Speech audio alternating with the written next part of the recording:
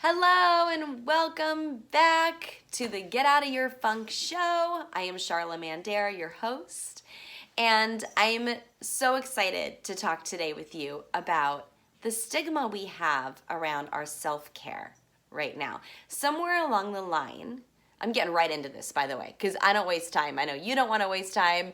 Maybe you're listening to this on your commute. Maybe you're listening to this at home. Maybe your kids are napping. Maybe you're on a break or whatever.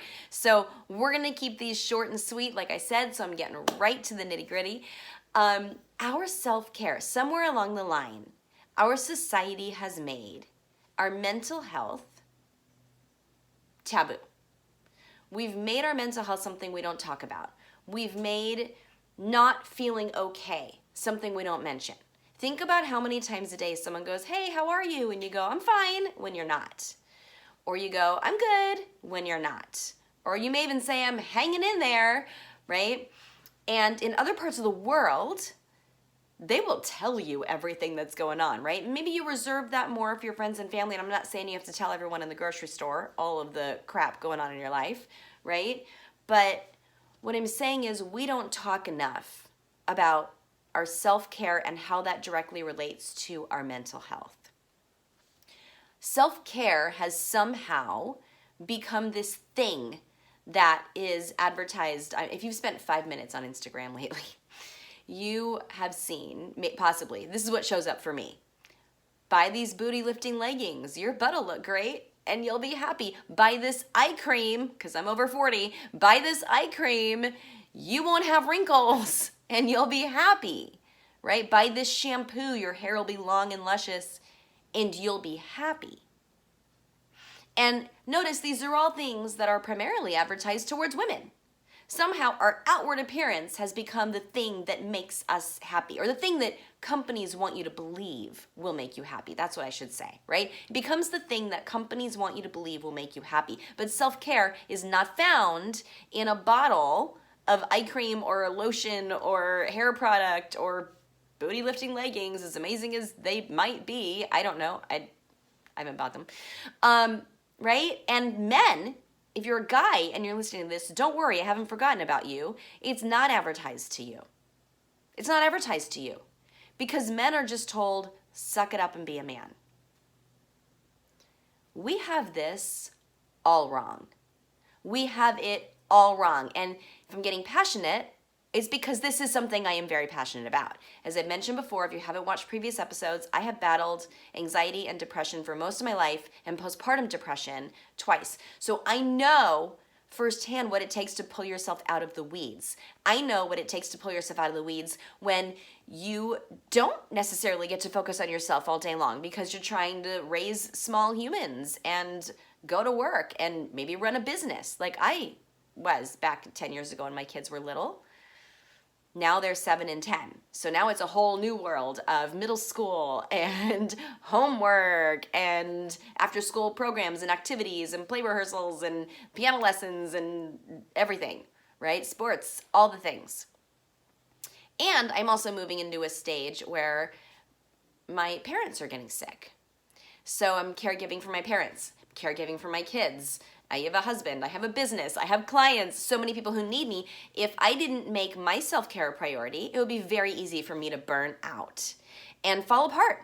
And I did do that for a while. So here's the thing, the number one thing that got me out of the weeds of not wanting to get out of bed, not wanting to even not even wearing, say, makeup for like weeks, not wanting to get out of my PJs, just living in yoga pants, and right, not spending the time being happy. All of that seems like it's outward, like, oh, I lived in yoga pants and I didn't wear makeup. However, it was what was happening on the inside. It was feeling depressed, feeling in a funk.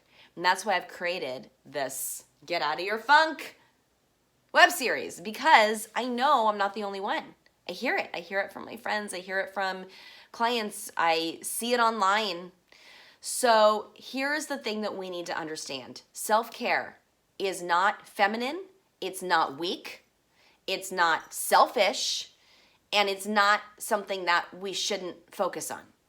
It is the number one thing that is absolutely 100% necessary for you to do in order for you to be happy and therefore be able to take care of all of the other things that are on your plate. That you can't do that if you're not taking care of number one. You're number one, by the way, if you didn't realize that. You have to take care of yourself first. We have to let go of the stigma that self-care is selfish, that self-care is only for women, and that self-care somehow makes you weak. That's bullshit. So here's how you do it. You make a decision. You make a decision. You make a commitment. But old habits die hard, right? You make the decision, you make a commitment to you, and you see my cat? She wants to be on the video. I am not talking about hours a day of meditating or, that you can only practice self-care on vacation, right? That you give yourself 10 to 15 minutes a day. And that can be listening to a podcast or a web series. This can be considered part of your personal development that goes towards your self-care. It can be journaling. It can be reading a chapter of a book or listening to an audiobook. It can be taking a bubble bath. It can be going on a walk in nature. I'm not talking about hours a day.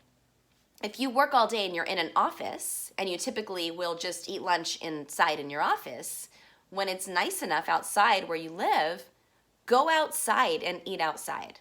That's self-care. Vitamin D, right? Breathing slowly in nature.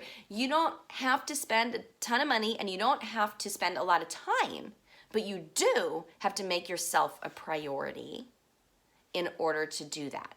So I know a lot of my clients like to work through their lunch break because the job needs me. Well, guess what happens when you do that? You burn out, you get resentful.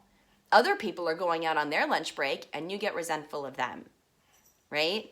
And then we're living in angry, and then we don't look forward to going to work as much, and we're not the most productive, we're not the happiest, we're not maybe pleasant to be around. And then we come home, we take it out on our spouse and our kids, rinse and repeat every day. The simple act of 20 minutes of going outside to eat your lunch. You gotta eat anyway, don't forget to eat. Eating lunch outside could be the thing that starts to pull you out of your funk. Okay? Listening to something in the car ride, right? Or if you get to take the subway or a train to work, reading a book at night before bed, taking a bath, heck, allowing yourself to have a glass of wine and not feeling guilty about it. That's self-care, right?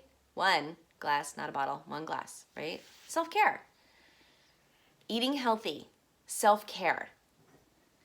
Letting go of guilt, self-care. Talking to yourself how you would talk to your 3-year-old.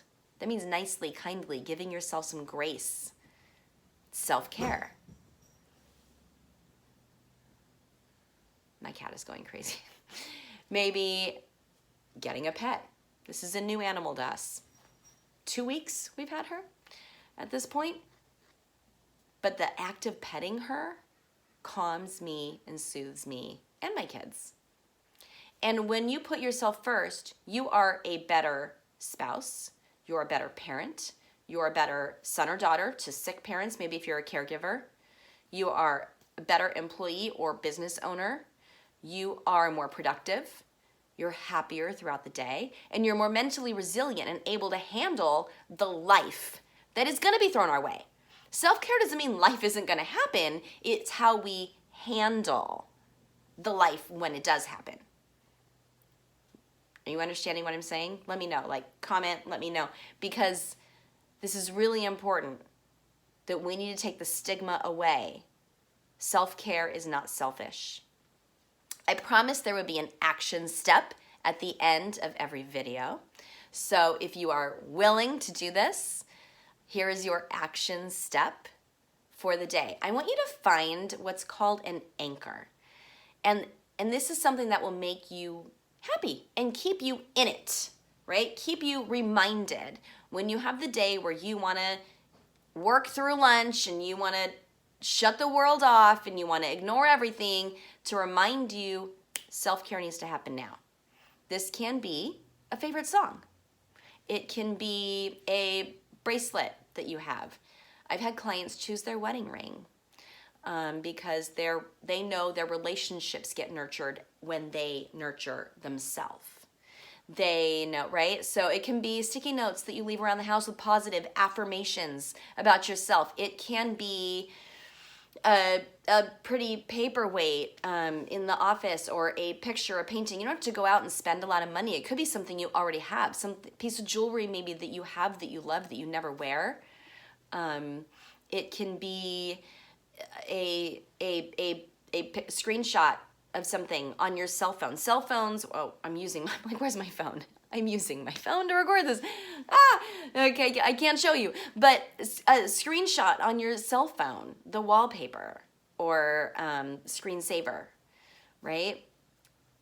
Of a picture of somewhere that you love, that calms you down, that makes you happy, or somewhere you love to visit, or a place in your house, or it could be your family. Maybe your family is your anchor. That is a great anchor, right? So these are just ideas. It's not limited to these things, but the point of the anchor is it's an NLP-based, neuro-linguistic programming-based activity of something to remind you, something to keep you motivated and keep you in it. It starts to change our brain patterns when we see or hear, if it's a song, these anchors. Pick your favorite song, that song that gets you moving, and set it as your alarm, right? So that you know when that song plays, it is lunchtime and you're going outside. Maybe you're going for a walk and you're going to listen to that song and it's going to make you happy. Don't pick a sad song. Pick a song that's going to get you going, right? You can have multiple anchors. You don't just have to have one. You can have 17. Put them everywhere. Something to keep you motivated and in. As we go through these next videos, to keep you in and remind you that your self-care is a priority. You are a priority. Because when you make you a priority, then you are happier, more resilient, and better able to care for those around you.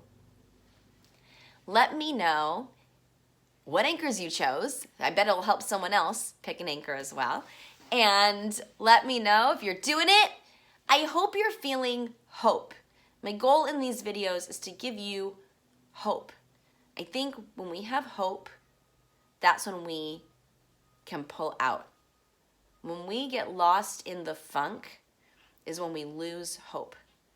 And I don't want anyone to feel that. There is hope. Please reach out to me if you need more hope. Crazy cat. Please reach out to me if you need more hope, and let me know how I can continue to support you. I love to keep this conversation going. Like I said, I want to keep these videos short and sweet. So that is it for today. I will see you soon with a guest. Have a great one. Bye.